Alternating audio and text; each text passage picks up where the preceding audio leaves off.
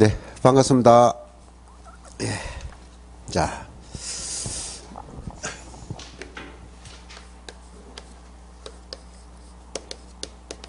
자, 부동산 세법 시간입니다. 자, 이 세법은 2차 과목에 속하는 거 한번 들어봤나요? 2차. 자, 이 세법이 한 과목이 아니고 2차 과목에 보면 우리가 공시법이 있어요. 그 다음에 원래 공정법인데, 자, 예전에는 이거를 지적법이랬어요. 지적법인데, 지금 현재는 이게 공간정보 구축 및 관리에 관한 법률입니다. 예. 법률이 용어가 좀 길죠? 요거하고, 세법 있습니다. 예. 자, 요것들이 전부 다 국가 등과 관계 있는 법이에요. 그리고 국가가 국가 속에 있는 개인과 법인을 규제하고 통제하기 위해서 만든 법이에요. 그것을 전부 다 국가와 관계 있는 법들을 다 우리는 공법 성격이다라고 해요. 공법. 그리고 민간과 민간, 일반과 일반, 개인과 개인, 개인과 법인 이렇게 다루는 법들은 사인 간의 관계다 해서 그런 사법이라고 합니다. 그래서 우리가 법을 크게 나눠서 사법과 그 다음에 공법 이렇게 있어요. 그리고 부동산은 전부 다 통제적인 게니까 공법적인 성격을 가지고 있어요. 이것도 다 이제 공법 성격인데, 요 문항이 사신문항이에요. 사신문항. 이 자체가 한 과목입니다. 그러니까 이 자체를 한 과목으로 치고 우리가 성격인데, 법이 다 다르다 보니까 강사분이 요거는 둘로 나눠져 있고, 우리가 객주제로 강의를 하고 있습니다. 근데 민법이나 민법, 그 다음에 학개론, 이거는 각각 한 과목이에요. 그래서 매주 민법 합니다. 그리고 학개론 하고요. 2차에 오면은 공법이 있고요. 공법.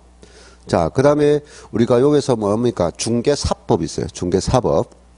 그 다음에 요 세 가지 과목이 있습니다.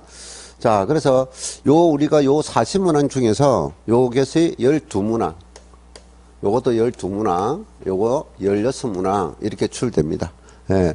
여기서 여러분이 공부를 하다 보면 좀 어려운 그 부분이 이 공시법하고 세법 이 자체가 어려워요. 예.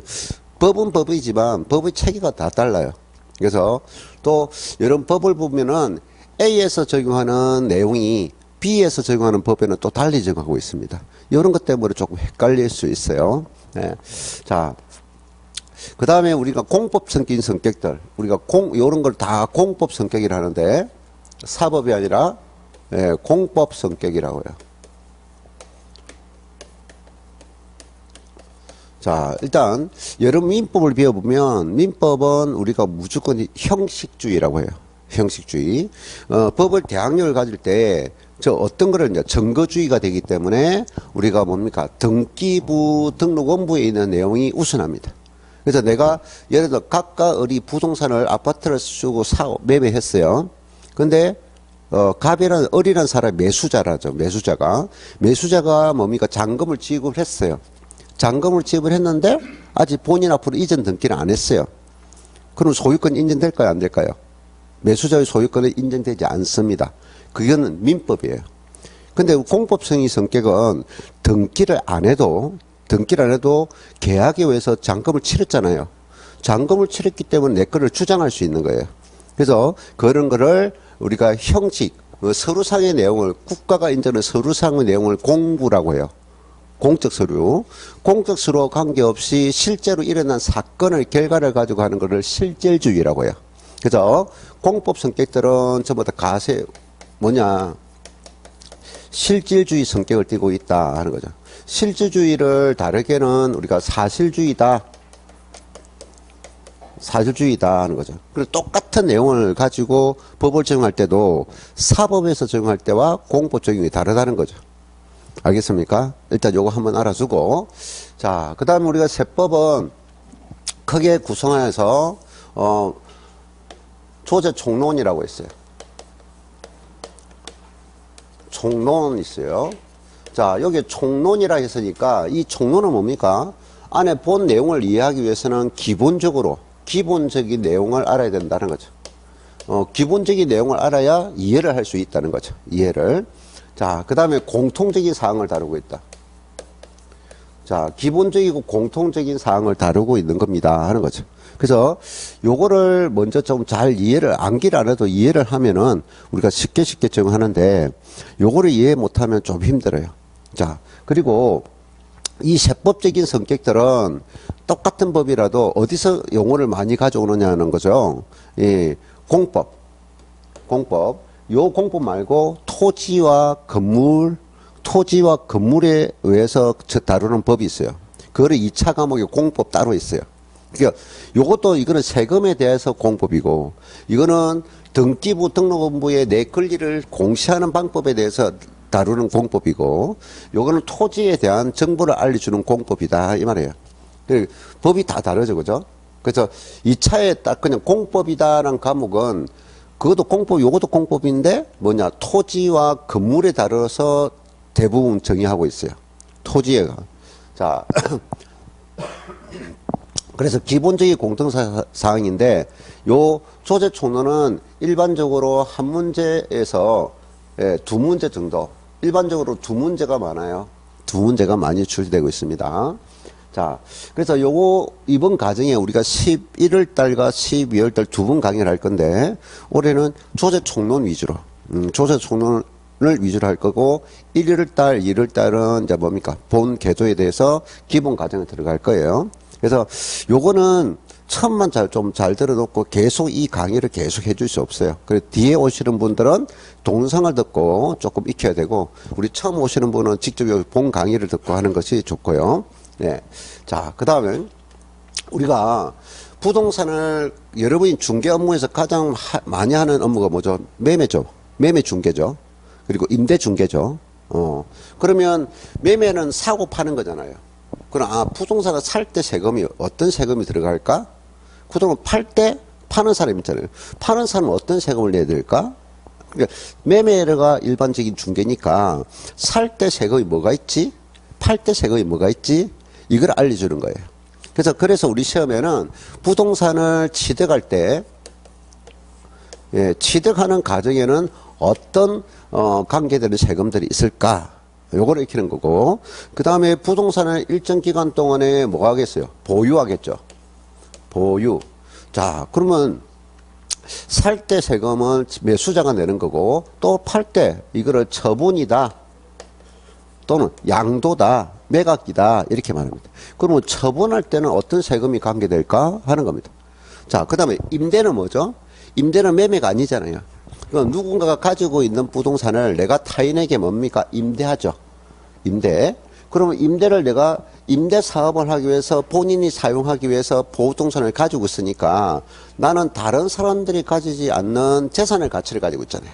그래서 국가가 너는 재산을 가진 것도 하나의 이익이라고 보는 거예요. 이익이다. 그래서 내는 것이 보유세란 거예요. 이 두 가지는 뭡니까? 매매를 하면서 일어나는 거래세다 이렇게 하고, 부동산을 가지고 있으면서 내는 세금이 있어요.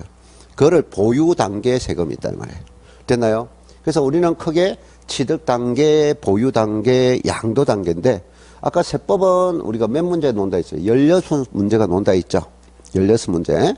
근데 아까 기본 내용에서 몇 문제? 한 문제에서 두 문제 논다 있죠.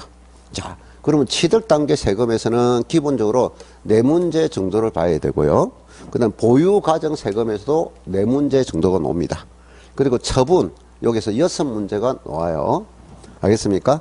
그래서 일반적으로 이렇게 해서, 일반적으로 16문제인데, 과거에 이제 때에 따라서는, 요것이 3문제 놓을 수도 있고, 이것도 3문제 놓을 수 있어요. 근데 일반적으로 지금까지 출제된 유행을 보면, 총론에서 2문제 정도, 그 다음에 취득 관련 세금에서 4문제, 그 다음에 보유 관련 세금은 4문제, 그 다음에 요까지입니다.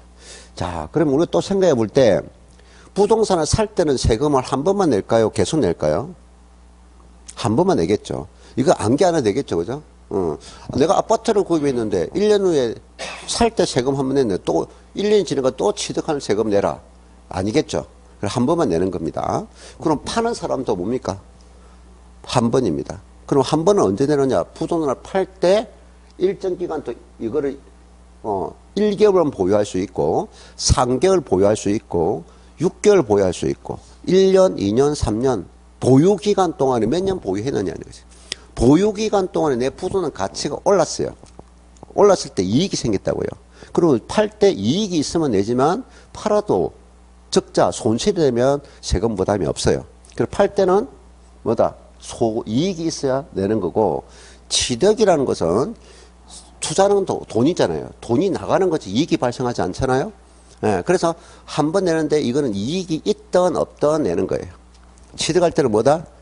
이익이 있든 없든 무조건 내야 되는 거고, 팔 때는 뭡니까? 이익이 있어야만이 내는 세금이에요. 이해됐나요? 자, 그 다음 보유도도 마찬가지예요. 보유는 한 번 내는 게 아니에요. 계속 냅니다. 그 건물축물이라는 거, 토지라는 것이 계속 종속할 때까지는 계속 냅니다. 근데 보유하는 동안은 중간에 매매가 되잖아요. 소유자가 바뀌잖아요. 소유자가 바뀌어도 뭡니까? 그 부동산에 대해서 내는 세금이에요. 무슨 말 알겠어요? 그 부동산을 보유했다는 거, 예, 그 부동산이 소멸되지 않는 한 계속 낸다는 거, 이거를 매년 냅니다. 됐나요? 자, 이거 몇 번? 한 번. 요것도 한 번. 그리고 차이점은 이거는 이익과 관계없이 내는 거고, 요거는 이익이 있어야만이 내는 거. 됐나요? 자, 그 다음에 보유할 때는 뭡니까? 한 번 내는 게 아니라 계속 내는 거. 우리가 자동차를 구입해서 내가 자동차를 등록했어요. 그럼 자동차세 매년 내죠. 그죠? 자동차를 폐차하기 전까지는 계속 자동차가 존재하고 있죠. 누가 소유했든 존재하고 있어요. 그래서 자동차가 굴러다니기 위해서는 세금을 내야 뭡니까? 도로도 개설하고 교차로도 하고 신호등도 설치하고 돈이 필요하잖아요.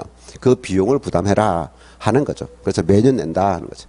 자, 그러면 그래서 우리는 요게 되는데 취득 단계에서 어떤 세금들이 가장 대표적일까 하는 건데, 우리가 취득을 할 때 첫째 뭐를 가지느냐? 소유권을 가졌다는 거죠. 자, 부동산은 재산이죠, 그죠? 뭔가 화폐적 가치물을 얻으면 타인이 가지고 있는 거를 내가 가졌어요. 그럼 내 소유권이 된 거예요. 너가 소유권을 가졌으니까 내라 하는 거예요. 이런 의미가 중요한 거예요. 이런 뜻을 내가 설명해 줄 때, 교재에는 이런 말 안 해놨어요. 그래서 내가, 취득할 때 소유권을 얻을 때 내는 세금을 취득세라는 거예요. 그래서 이 취득이라는 것은 너가 타인이 가지고 있는 걸 너가 소유권을 얻었다 라고 내는 세금이 취득세예요. 취득세는 왜 낸다?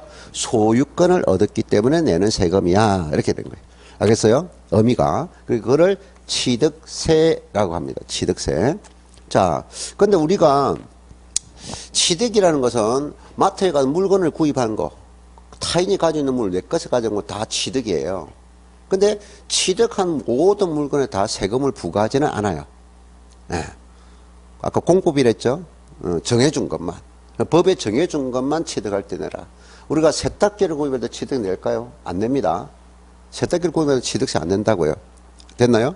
예. 뭐 냉장고, 세탁기, 뭐 과자, 라면 이런 거는 세금 내리지 않나요.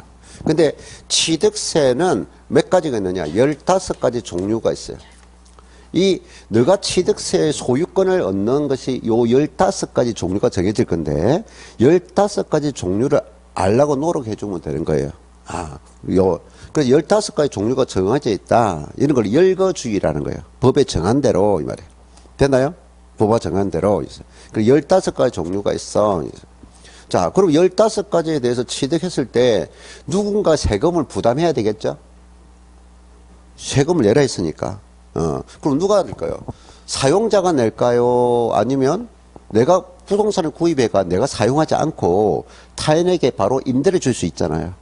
그럼 그 물건 쓰는 사람을 사용자란다고요. 그럼 매수자가 바로 사용한다면 매수자가 당연 사용자가 일치되지만 매수자와 사용자가 다를 수 있잖아요. 그럼 그래도 누가 낼까요? 사용자가 낼까요? 방금 뭘 때문에? 소유권을 가진 자가 내는 거예요. 알겠죠? 소유권을 가진 자가 내는 세금이야. 그러면 이 15가지 세금을 누가 부담할까? 누가 세금을 부담해야지 하는 거예요. 이거를 납세 의무다 이런 거예요. 뭐라고요? 납세 의무자가 누구냐를 정해나고 있어요. 요거는 암기가면 이게 아니라 이해를 하는 겁니다. 이해를 해야 되고. 됐나요? 네. 자, 요거 있습니다. 그 다음에 우리가 소유권을 얻었잖아요. 그러면 내 권리가 소유권이 있는데, 여러분 민법상의 소유권 개념을 익힐 거예요. 네. 그래서 처음 세법을 들을 때는 잘 몰라요. 민법 내용을 가져와야 되고, 공법상의 용어를 가져가기 때문에 처음에는 세법 듣기가 상당히 힘들어요. 용어 때문에. 근데 우리가 민법상에 부동산은 소유권을 기출해서 이 소유권을 주장하기 위해서도 이거를 뭡니까? 내가 매수했으면 내게 소유권은 무슨 등기야? 등기라는 거예요. 이게 내 재산이야 라고.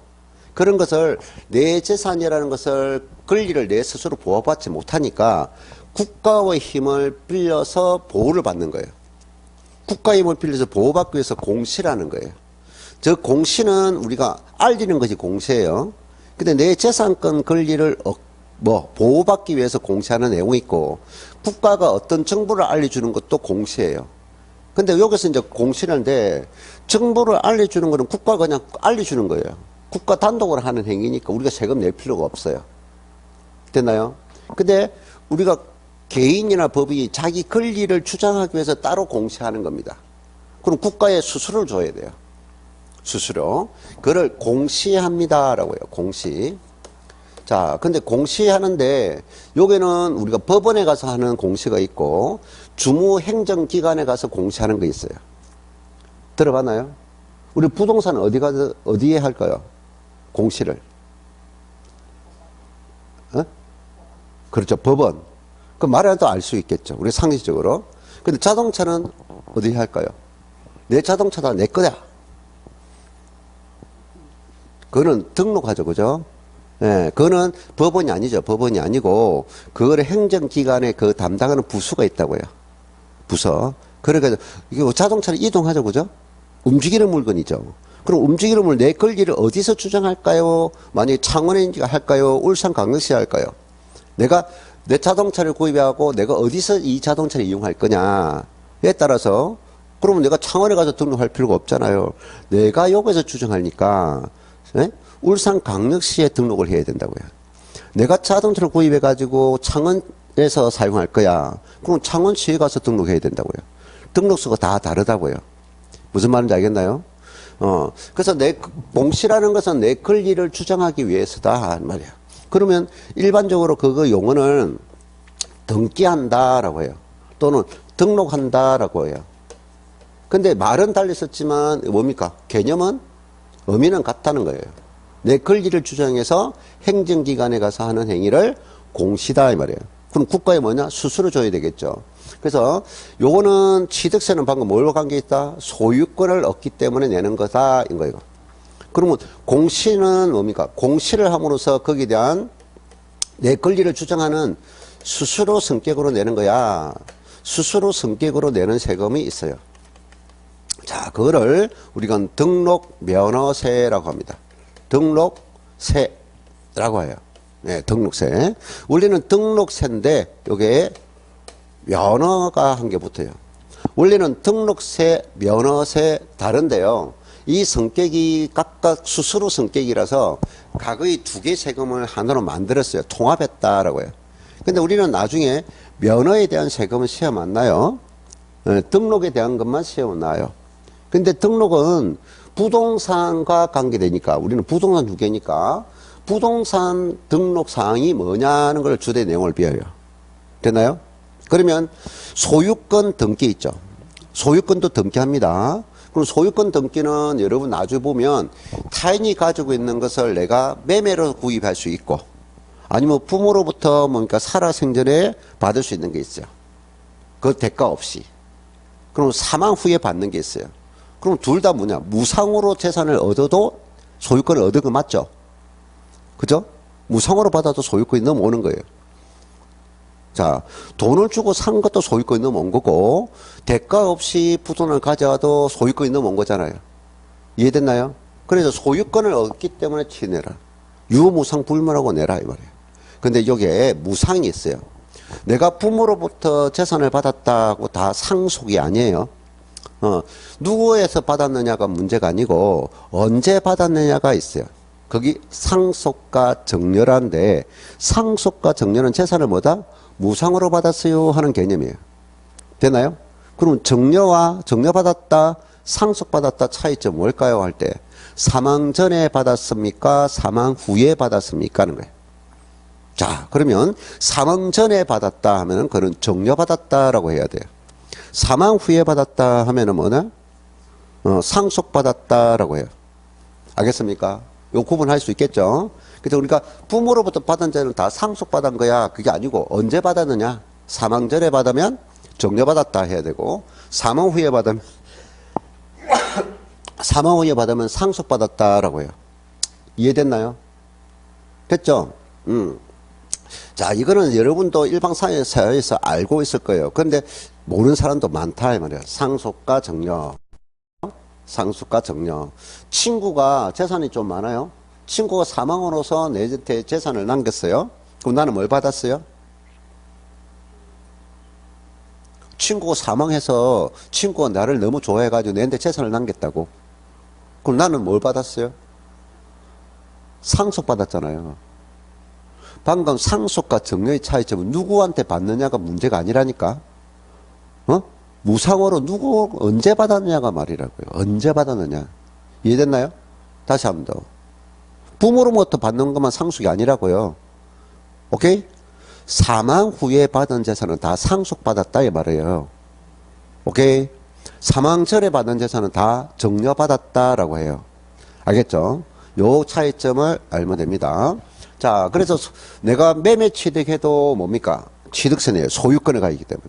그러면 소유권을 뭡니까? 등기예요. 공시합니다. 그러면 소유권은 어떤 공시예요? 방금 매매를 가지고 가져오도 뭡니까? 이건 이전 등기예요. 다른 사람이 가지고 있는 재산을 내 앞으로 가져오면 소유권 이전 등기한다라고 해요. 됐나요? 그럼 정려받아도 뭡니까? 소유권이 내게 넘어오죠. 상속받아도 소유권이 넘어오죠. 이해됐나요?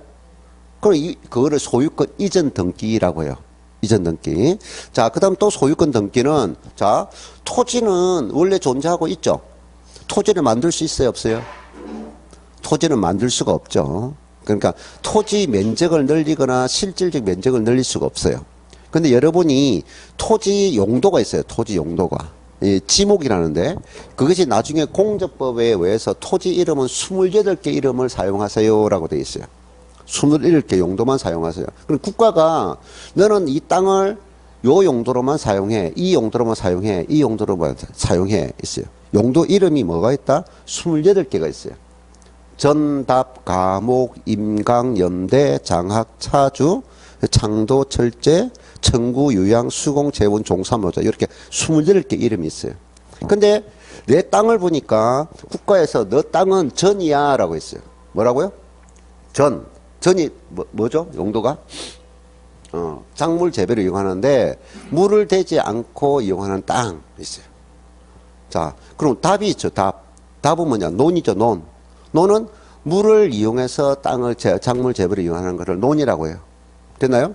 물을 이용하지 않는 거는 밭. 물을 이용하는 거는 논이라고 해요. 됐나요? 그럼 가수원 있어요. 가수원은 뭡니까? 배, 사과, 열매를 맺히는 거죠. 알겠나요? 가수나무를 심어서 열매를 재배하는 거 다 가수원이라고 해요. 됐나요? 그러면 우리가 이 건물을 짓기 위한 땅이 있어요. 그러니까 내 지목이 전인데 전 상태로 건물을 지으면 될까요?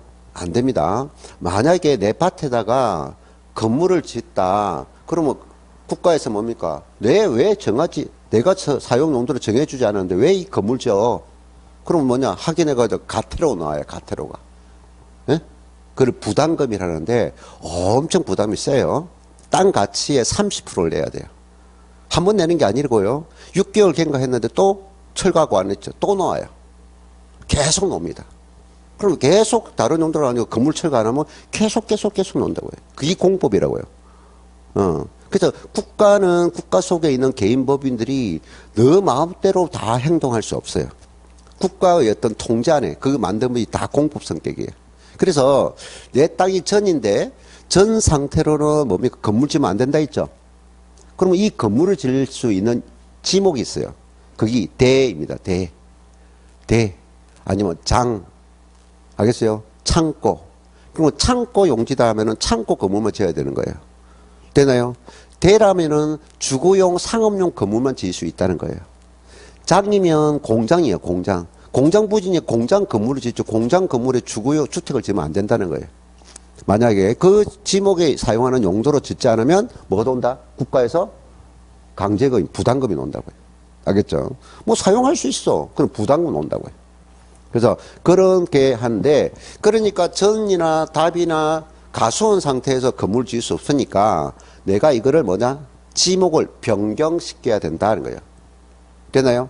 대로 전환한다 이 말이에요. 대. 되나요? 대.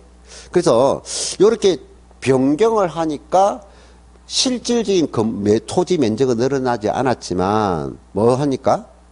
변경을 했어요. 변경해서 용도적 면적은 늘어날 수 있어요. 농지, 전이란 면적은 줄어들지만 대지란 면적은 늘어나죠. 이런 것을 우리는 여러분 학계론이나 거기에는 이런 거를 인문적 공급이란다는 거예요. 용도적 공급이란다는 거죠. 무슨 말이겠어요? 그것들 그래 토지를 저수지나 바다나 여기서 뭐냐 매립합니다. 매립을 해서 농지를 조성할 수 있고 매립해서 뭡니까? 대지를 조성할 수 있어요. 매립 간척 있어요. 매립 들어봤죠? 매립은 그냥 메우는 거죠. 메워서 땅을 만드는 거죠. 그리고 없는 면적이 만들어지죠. 용도상으로. 실제 면적이 늘어난 거 없어요. 근데 간척했다는 것은 뭐죠? 그거는 매립만 하는 게 아니라 바다죠, 바다. 예. 강이나 요거는 간척이 없어요. 간척지는 바다에 뭡니까? 둑을 쌓는 거죠. 예. 우리가 아주 획기적인 간척지 하면 대표적인 사람이 누구예요? 간척지를 아주 잘 하려 하는 사람. 울산. 정주의 회장이죠. 정주의 회장. 서산 간척지 들어봤잖아요. 예? 둑을 막 했는데 물살이 계속 빠지니까 마지막 폐유조선을 가지고 탁 막았잖아요. 전 세계적으로 대단한 성과죠. 예? 꽤 큰 돌을 계속 푸는데 물살 때문에 다 쓸려가고 유조선을 탁 막아가지고 거기다가 둑을 쌓아가지고 그게 물을 뺐죠. 바닷물을 빼가지고 만든 것이 간척지라 이 말이에요. 그럼 그게 또 매립을 하면 간척 매립 된다 이 말이에요. 이해됐나요? 그러면 용도상의 면적이 없는 것이 만들어졌다. 그럼 실질적인 면적은 토지는 만들 수 없지만 용도적으로는 만들 수 있다. 그걸 우리에게는 원시취득이란다고 해요. 됐나요? 그럼 건물, 토지 위에 건물이 없어요. 그건 아파트를 신축했어요. 그럼 없는 것이 만들어졌죠? 그럼 그게 뭐냐? 원시취득이라고 해요. 됐나요? 토지는 뭐다? 매립, 간척지를 원시취득이라고. 됐나요? 건물은 뭡니까? 신축하는 거예요. 신축. 됐나요? 근데 신축만 원시취득일까요? 신축되는 거는 원래 건물이 없는 걸 만드는 걸 원시취득이라 한다고 해요. 이해됐나요? 그럼 없는 것이 만들어진 것도 원시취득이지만 건축물은 면적을 만들어낼 수 있어요? 없어요? 건축물은 면적을 만들어내잖아요. 원래 대지가 있었는데 대지에 건축물 면적이 없었잖아요. 그럼 건물을 신축하니까 건축물 면적이 만들어졌잖아요. 없는 것이 새로 만들어진 거니까 원시취득이라고요. 되나요? 근데 원래는 3층짜리 건물이 있어요. 그럼 3층짜리인데 각 층 바닥 면적을 합어 용적률 연면적이라고 해요. 무슨 율? 연면적. 그거를 국가에서 너는 건물에 앉아있는 면적을 얼마까지만 할 수 있어 라고 정해진 것이 나중에 공법이 나와요. 그걸 용적률이라고 해요. 뭐라고요? 용적률.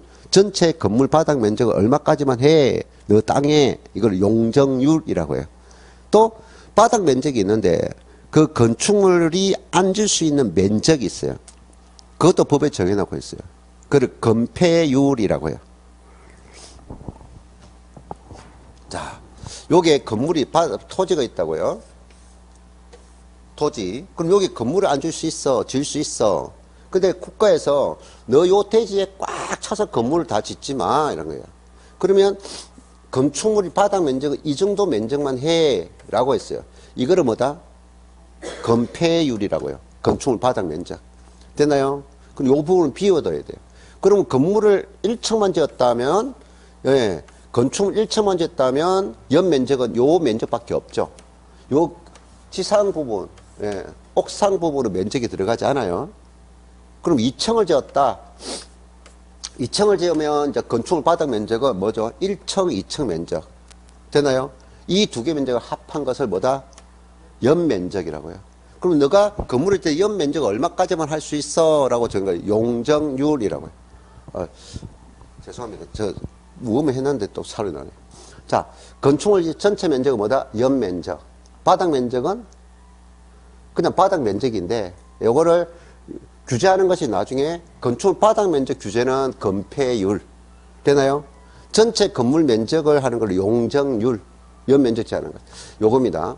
그러면 원래 내가 2층짜리만 있는데 여기다가 면적을 한 층을 더 올렸어요. 한 층을 더 올렸다는 거야. 이해됐나요? 그럼 한 층이 더 늘어났으니까 없는 면적이 만들어졌잖아요. 됐나요? 그래서 연면적이 늘어날 때 기존에 있는 면적은 이미 있는 면적이고 새롭게 만들어진 면적, 이것도 원시 취득이라고요. 이해됐나요? 그래서 원시 취득이라는 것은 없는 것이 만들어진 것을 원시 취득이 한다 이 말이에요. 이해됐죠? 네. 자, 그래서 우리가 토지는 부동산은 소유권에 대해서 타인이 가져오는 것을 소유권을 이전했다 해서 이전 등기에 대한 소유권 등기를 해야 되고, 없는 것이 만들어지면 이거는 뭡니까? 이거를 보존 등기라고요. 무슨 등기? 처음에 등기부로 만들어진 건 보존 등기. 이해됐나요? 무슨 등기? 보존 등기 이렇게 했어요. 보존 등기. 자, 나중에 그런데 일반적으로는 우리가 소유권 등기하면은 소유권 이전 등기, 소유권 보존 등기, 이게 일반적이에요. 그런데 내가 부동산을 구입해서 가지고 있어요. 근데 토지라는 것을 이 토지 하나의 토지가 있는데 요거를 취득을 했어요. 근데 취득할 때 갑이란 사람 혼자만 취득하면 그는 한 사람이 취득이죠. 근데 우리가 취득이란 것은 이 토지나 하나라도 한 사람 명의로 할 수 있지만 두 사람, 세 사람, 네 사람 명의로 할 수 있어요, 없어요? 있죠. 그걸 무슨 취득이라고 들어봤나요? 취득 행위가 한 사람 명의로 하지 않고 여러 명이다, 여러 명. 여러 명으로 취득하는 행위를 무슨 취득이라? 우리 경매물걸 들었네요. 지분 취득이라 들어보니까. 예, 그걸 우리가 공동 취득, 공동 소유권이야, 이 말이에요. 되나요? 공동 소유, 공동 취득. 또는 이거를 또 공동이라기도 하고 공유라고 합니다. 한 사람이 아니라 여러 개. 되나요? 그래서 요렇게 한 사람 할 수 있지 여러 명이 취득했을 때 있다, 이 말이에요. 여러 명 취득할 때. 자, 그런데 여기서 취득한 경우는 요렇게 한 사람이 취득할 때는 한 사람이 이 권리를 다 가지고 있죠. 그럼 이렇게 공동으로 했을 때는 뭡니까? 한 사람이 아니라 여러 사람이 소유권을 가지고 있죠. 이 물건에 대해서. 됐나요? 그럼 방금 지분이라 했죠. 몇 프로, 몇 프로, 몇 프로, 몇 프로, 몇 프로 나누겠죠. 됐나요? 그럼 소유권 주장이 여러 사람이 주장할 수 있는 거예요. 오케이? 소유권 주장. 그러면 여기 취득하면 소유권이 한 사람 때 문제가 아닌데 여러 사람이 가질 때 소유권을 얻기 때문에 내는 세금이 취득세를 했어요. 되나요? 그러면 요 물건은 하나인데 이 갑이 을이 두 사람이 취득했다 봅시다. 이 퍼센트가 50% 지분을 가지고 취득할 수도 있고 아니면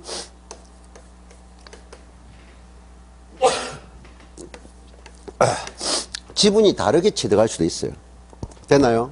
자, 그러면 이 물건에 대한 소유권자는 갑과 을은 이 토지를 각각 지분을 가지고 있는데 이 사람도 소유권 가지고 있고 이 사람도 소유권 가지고 있죠. 됐나요? 그럼 갑은 요 물건에 대해서 얼마나 소유권 주장을 할 수 있어요? 이 물건에 대해서 50%라 했죠? 그럼 50%만 주장할 수 있어. X란 말이에요. X라고요. 예. 소유권은 가짐이기 때문에. 그런데 이 왜 X라고 내가 해놓냐면은 50% 지분 표시가 돼 있나요? 안 됐나요? 이 물건이 왼쪽에 50%가 있는지, 오른쪽에 50% 있는지, 밑에 있는지, 위에 있는지 지분 표시가 안 돼 있어요, 이쪽에는. 그래서 각자 지분이 달라도 각자 뭐다? 이 물건 전부에 대한 권리를 가진다. 이런 걸 알아줘야 돼요. 됐나요? 공유 취득은 방금 뭐 때문에 뭐가 강조한다고요? 소유권이라고 있어요. 소유권 때문에 내는 세금이야. 됐나요? 그러면 요 지분 표시는 어디 한다? 소유권 등기할 때 그 등기부에 지분 표시가 돼 있어요. 근데 요 물건에 대한 지분 표시가 안 돼 있다고요.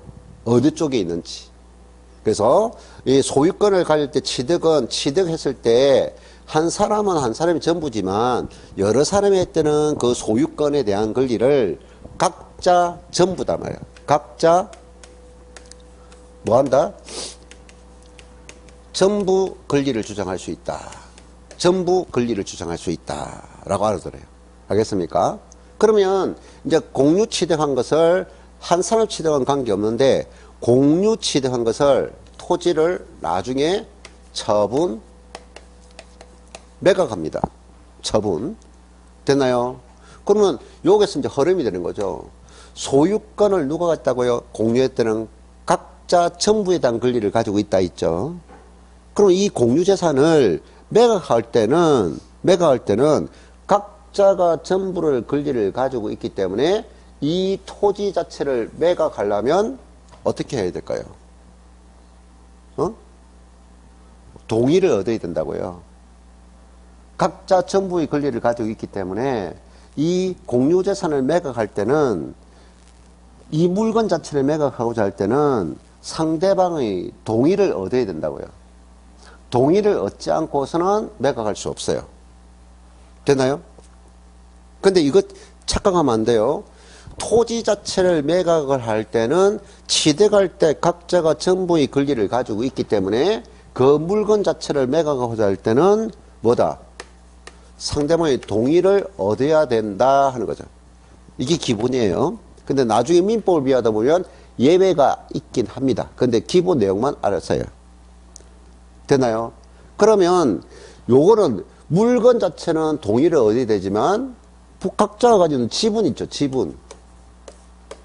지분을 매각하고자 할 때는 동의를 얻을 필요가 있을까요? 없을까요? 이거는 동의를 얻을 필요가 없어요.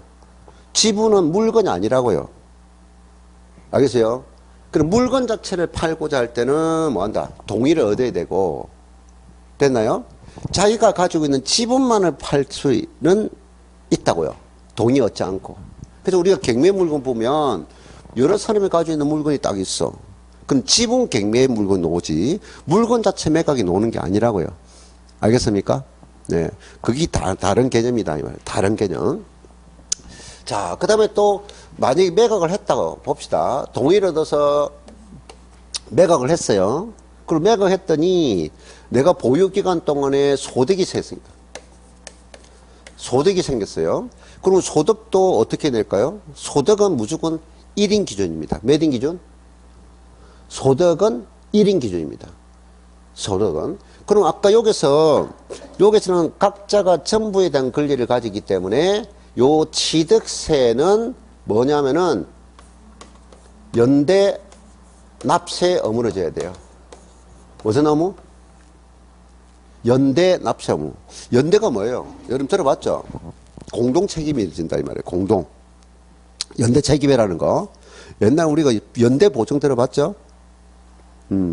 요즘에는 뭐냐, 우리가 신용보증회사에서 보증해주면, 내가 수수료 주면 해주지만, 예전에는 그 제도가 만들어질 때는 이웃 간에, 친척 간에, 형제 간에 막 찾아다니면서 돈 빌리려고 보증세 안 쓰면 돈 못 빌려줬어요.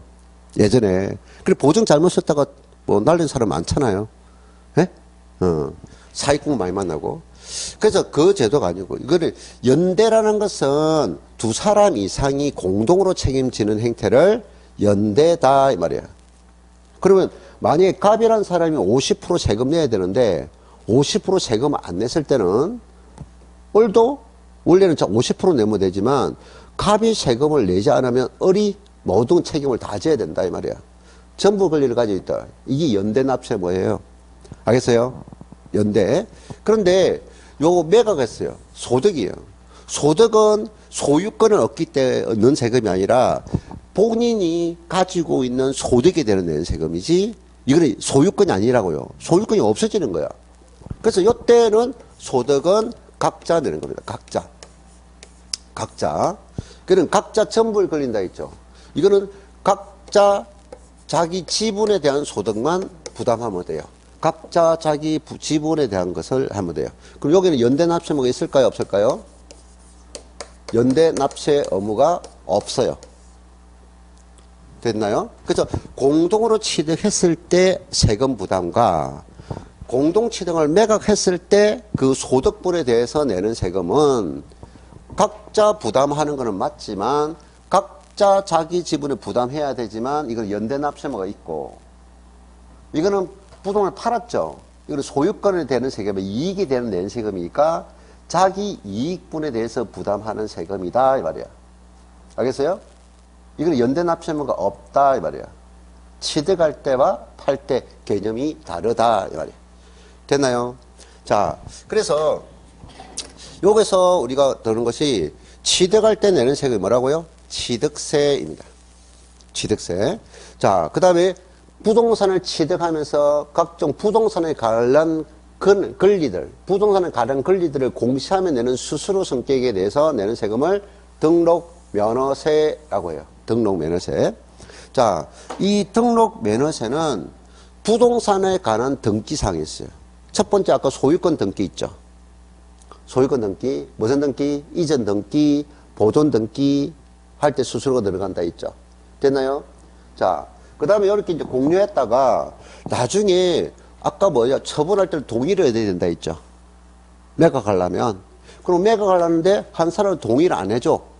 그럼 서로가 마음이 갈라져. 그래서 가지고 있던 여러 가지 물건인데 이 물건을 이렇게 나눠버리는 거예요. 이미 소유하고 있는 물건을 나누는 거예요. 이게 뭐죠?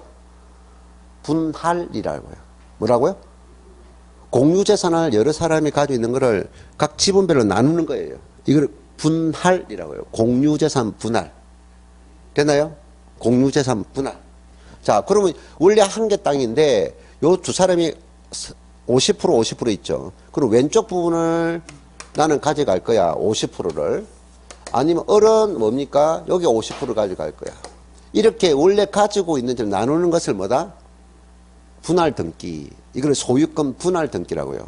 원래 소유권이 뭡니까? 각자 전부를 권리를 가지고 있었죠. 그럼 소유권을 나눠버렸어요. 나눴단 말이야. 그럼 이제 갑은 나누고 난 후에 갑은 을 부분을 주장할 수 있어요? 없어요? 없죠. 을이 갑 부분을 주장할 수 있어요? 없어요? 없죠. 이걸 공유재산 분할이에요. 자, 그러면 공유재산 분할은 취득 행위가 있어요? 없어요? 실질적인 취득이 있어요? 없어요? 없잖아요. 이미 두 사람이 가지고 있는 재산을 나누는 것은 가지고 있는 걸 나누는 거잖아요. 빵을 하나 구입해가지고 나눠서 쪼개가지고 나누는 건 취득이 아니잖아요. 이미 가지고 있는 물을 나누는 건 취득이 아니다. 이해됐나요? 근데 뭐냐, 소유권 권리 부분이 바뀌죠. 처음에는 권리가 전부 각자가 있었는데 소유권이 각각 나눠지니까 소유권 분할 등기다 이 말이에요. 그래서 소유권 등기는 몇 가지 있다고? 이전 등기, 보존 등기, 그 다음에 분할 등기. 됐나요? 요게 따라 세금이 부담이 달라져요. 이전 등기를 했을 때 취득세는, 네? 그 다음에 뭐 한다? 소유권, 매매로서 이전 등기할 때 세금, 부담하는 세금하고, 상속받아서 이전 등기할 세금과 증여받았을 때 이전 등기 세금이 달라요. 수수료가 다르다고요. 됐나요? 그럼 소유권 분할 등기할 때도 세금이 달라요. 자, 그러면 소유권 등기 있고, 그럼 나중에 민법을 배우다 보면 이 소유권을 괴롭히는 권리들이 있어요. 나중에 민법에. 그게 물권 중에서, 뭐가 비하느냐. 가하 등기라는 걸 알수 비할 거예요. 자, 무슨 등기? 가하 등기.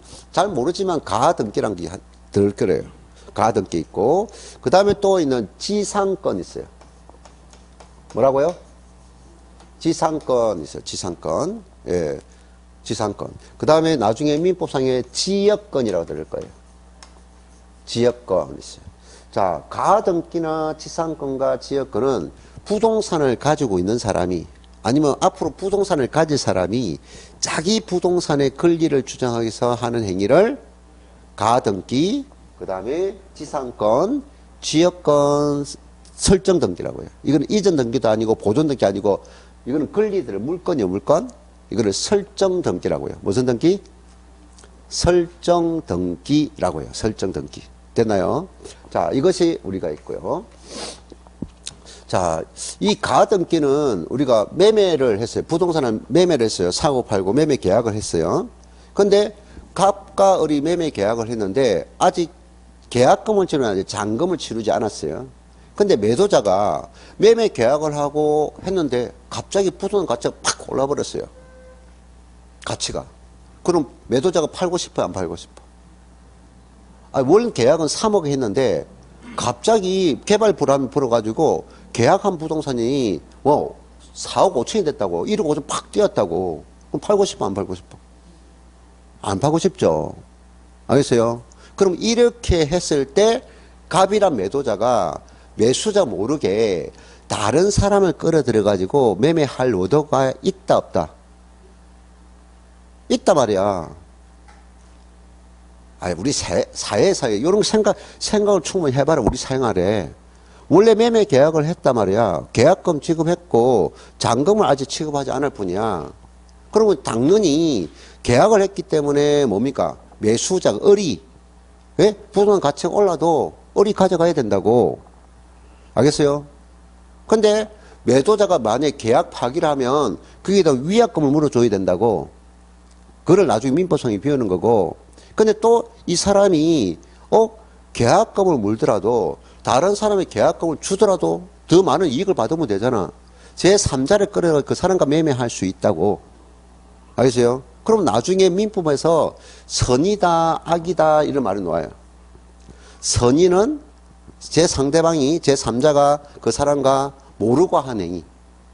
악의는 알고 하는 행위. 그걸 배임행위란 말이야. 네?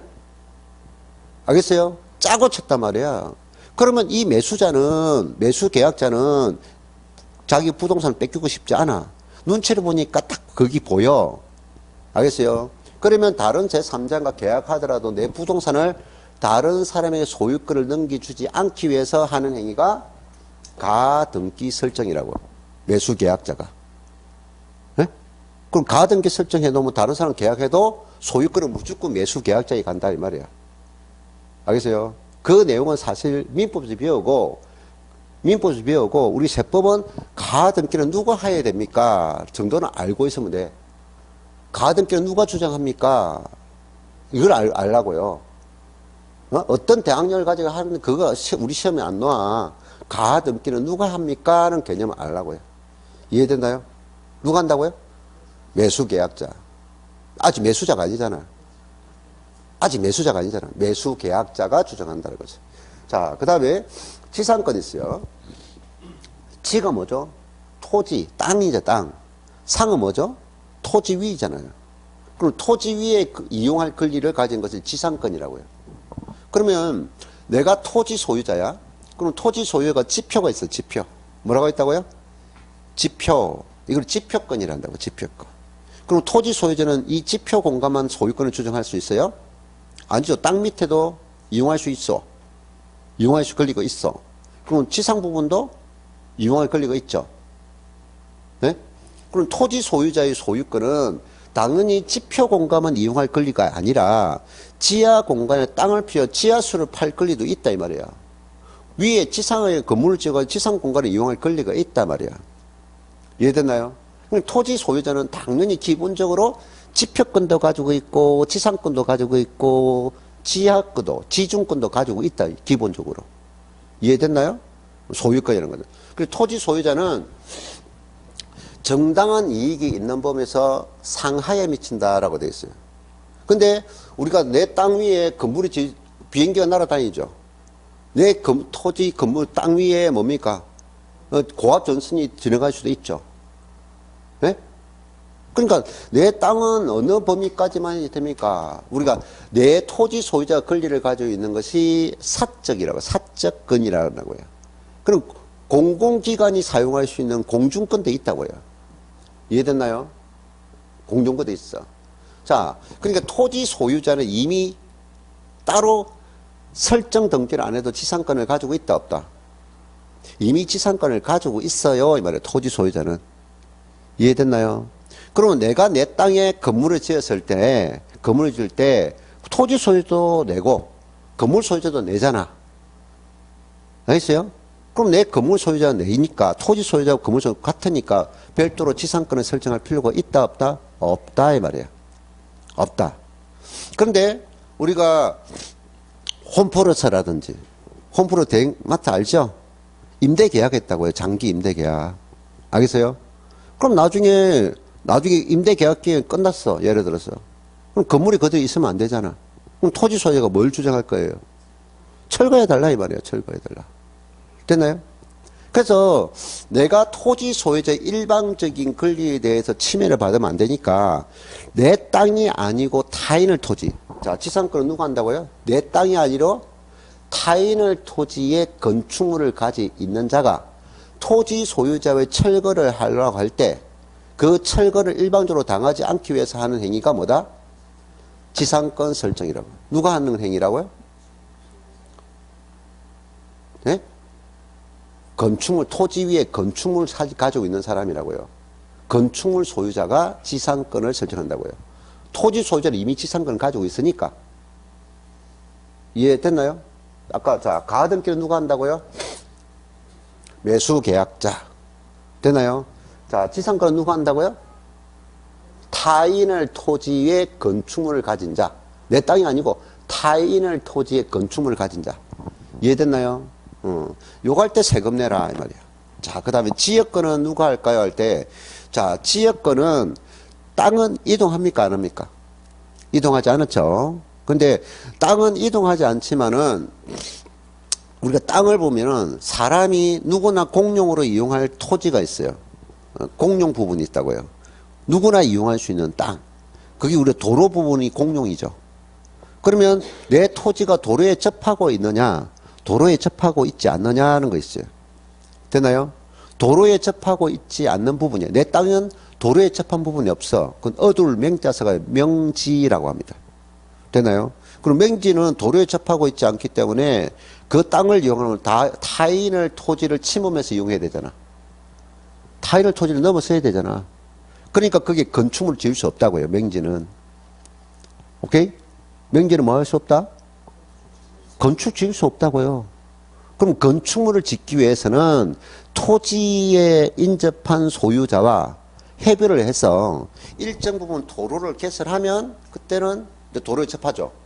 그때는 건축 가능한데 맹지 자체는 건축 안 된다 이 말이에요.